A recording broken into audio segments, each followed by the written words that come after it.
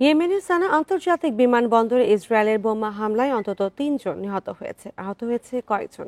এ তথ্য নিশ্চিত করেছে হুতি বিদ্রোহীরা। সেই সাথে এর প্রতিশোধ নেওয়া হবে বলেও জানায় তারা।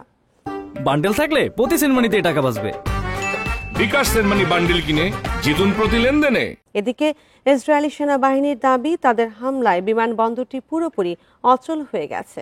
হোদাইদা হামলার ২৪ ঘন্টার মধ্যে মঙ্গলবার এই হামলা চালায় ইসরায়েল। একে তেল আবিবের বেন গুরিয়ন বিমানবন্দরের হুতিদের হামলার প্রতিশোধের অংশ বলে অভিহিত করেছেন ইসরায়েলের প্রধানমন্ত্রী বেনিয়ামিন নেতানিয়াহু।